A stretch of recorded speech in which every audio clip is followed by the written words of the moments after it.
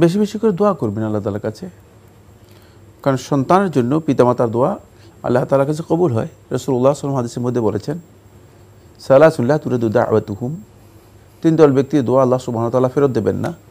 তো মধ্যে দাওয়াতুল ওয়ালিদি লিওয়ালাদিহি, মানে পিতামাতার দোয়া সন্তানের জন্য। যদি সন্তানের জন্য আপনি বেশি বেশি করে দোয়া করেন সেটা করতে পারেন। 3 নম্বর বিষয় যেটা, সেটা হলো এক্ষেত্রে মানে যত বেশি আপনি একটু সহজ হবেন, সহনশীল হবেন, তত বেশি আপনার জন্য হয়তো সুবিধা হবে। মানে অনেক কন্ডিশন দিয়ে মানে বিয়ের জন্য যদি কেউ চেষ্টা করেন তাহলে বিয়ে মানে খুবই কঠিন, কারণ আপনি আপনার মন মতো আপনি নিজেকে তো তৈরি করতে পারবেন না, অন্য তো দূরের কথা, ঠিক না? মধ্যপন্থা যাওয়াই ভালো।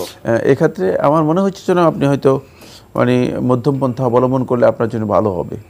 সেক্ষেত্রে আপনি ছাড় দিয়ে চেষ্টা করবেন, কারণ বিয়ের মধ্যে একেবারে কতগুলো শর্ত জুড়ে দিয়ে মানে বিয়েকে কঠিন করা, এটাও কিন্তু ইসলামের মানে ইসলামের যেই নীতি নৈতিকতা আছে এর সাথে মোটেও যায় না, এবং এটা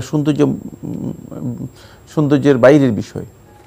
এই জন্য সেখানে কিছুটা মানে সহনশীল হওয়া, কিছুটা সহজ হওয়া এবং মধ্যম পন্থা অবলম্বন করা, এটি বেশি গুরুত্ব দিবেন।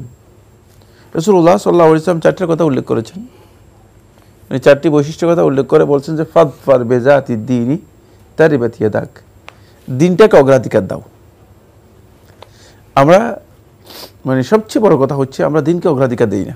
আমরা সম্পদ, সৌন্দর্য, আমরা সৌন্দর্য, বংশমর্যাদা, মানে এই মৌলিক বিষয়গুলো অগ্রাধিকার দিই, এবং সেগুলো নিয়ে আমরা বহু মানে চেষ্টা চালাই।